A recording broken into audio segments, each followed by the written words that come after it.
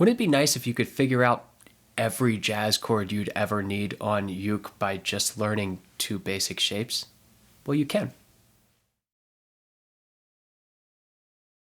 Today we're talking about shell voicings, which take all of those complex chords and just boil them down to the notes that we need for the basic harmony.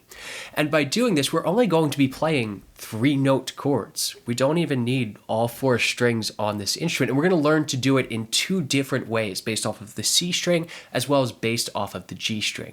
But first off, let's take a little bit to look at how our chords are constructed. We're going to be working with 7th chords, which have 4 notes in them, and I'll link to my video here on how chords are built in general. But let's take our C major chord. We have open, open, open, 3, right? If we want to make that 7th, it would be a C major 7th, the 2nd fret here, that nice floaty sound. Right, where does this come from? What's the notes of our C major scale?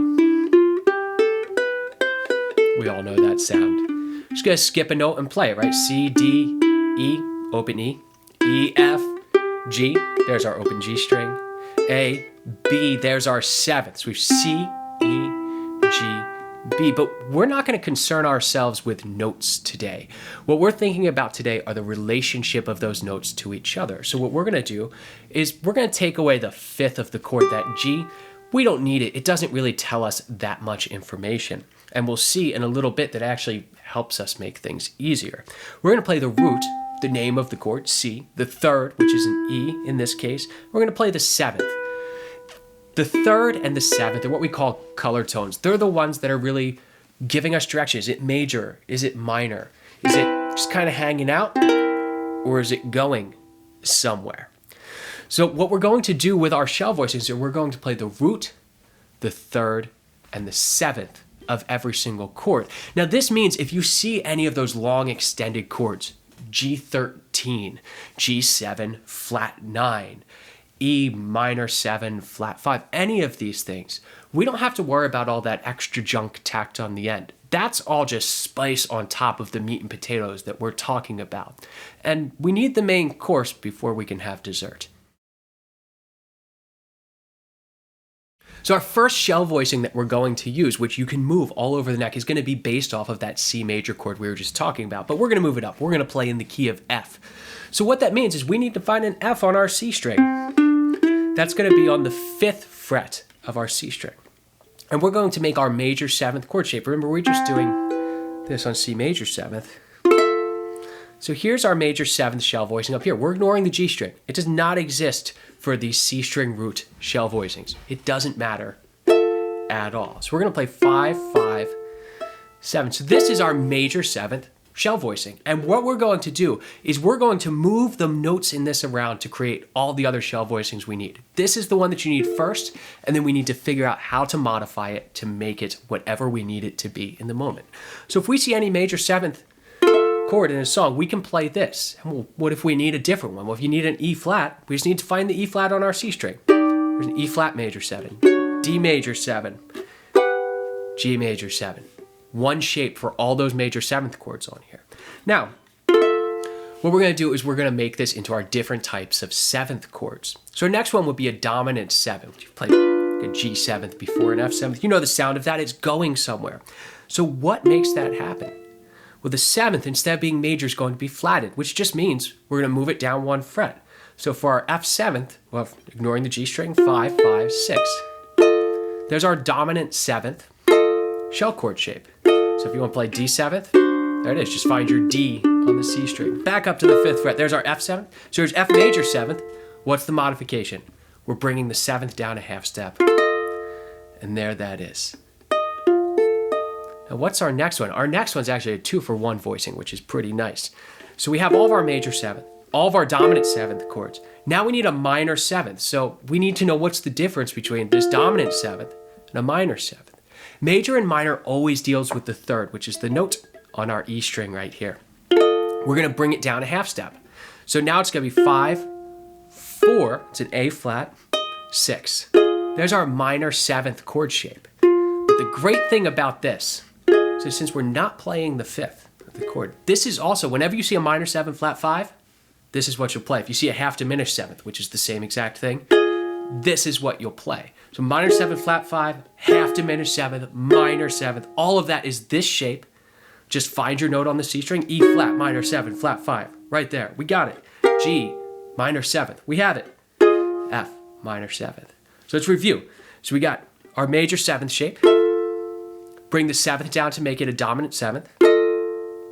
If we want a minor 7 or minor 7 flat 5, just bring the notes on the A string down. There's only one left in this shape, and that's our diminished 7th chord. So the difference between a minor 7th and diminished 7th is the 7th is going to come down one more fret. It's going to be a diminished 7th interval, which means we're going to play 5, 4, 5 for our F diminished here. That's all your diminished shapes. D diminished. F sharp diminished. You got them all. So anything that's a diminished 7th, you just need this. It's all about finding the notes on your C string. And there's only 12 total notes on here. So it's a great way to also open up and learn how to do it. So let's review this shape before we go over to the second of our shell voicing shapes. So we have major 7th, bring down the 7th for dominant 7th, bring down the 3rd for minor 7th, and minor 7 flat 5. And then diminished 7th, bring down the 7th one more. That covers just about every chord that you're going to need, just our very basic ones. Now let's look at how we can do this by rooting those notes off of the G string instead of the C.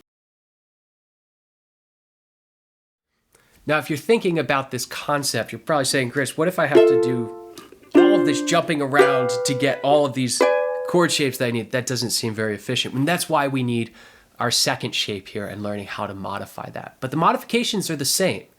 For our major 7th, we're going to play our standard one, bring it down for the dominant 7th. We just need to find the basic triad that we're using first.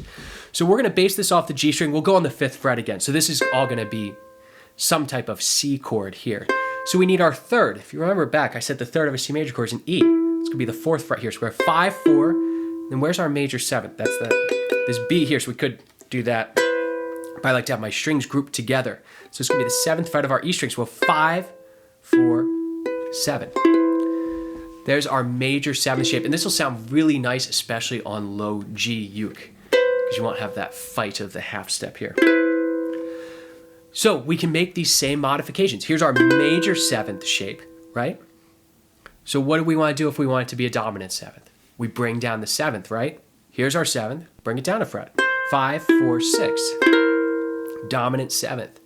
We want our minor 7 or minor 7 flat 5. Well, where's our 3rd? Right here on the C string now. Bring it on back. 5, 3, 6. And then finally diminished. Bring the 7th down one more. Let's look at that progression one more time. Major 7th, dominant 7th, minor 7 or minor 7 flat 5, diminished 7th.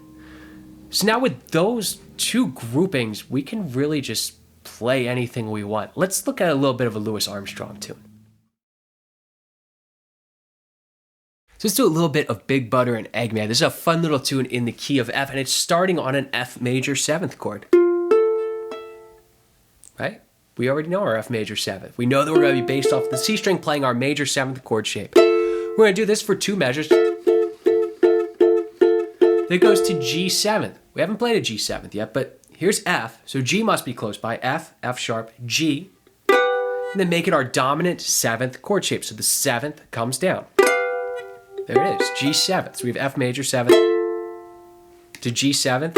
Just slide on up to that. And our next chord is a C 7th. Now, that's kind of far away from me. So I think to myself, well, I should probably play the shell voicing on my G string then. So where's a C on my G string? 5th fret. And this is a 7th chord, so a dominant 7th. Where's that shape? 5, 4, 6.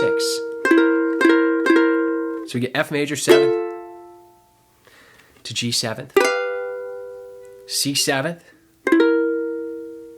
and then it goes to an F. But I'm going to change something here. I don't like the tonality of an F major 7th here. I'm going to play an F 6th.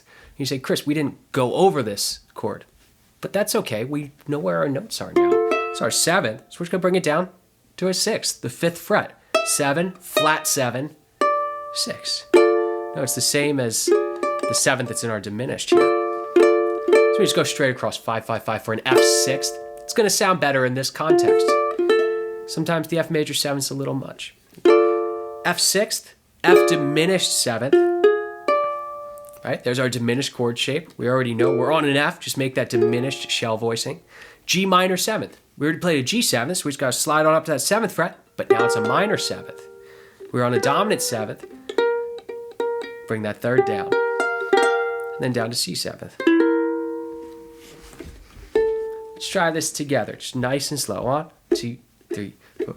I want big butter and egg made from way out in the west. We get into the rest of the tune.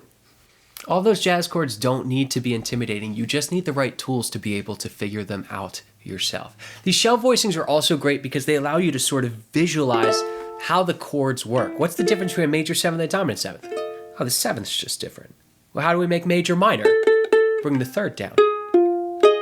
We're seeing this in 2 different ways, really, right?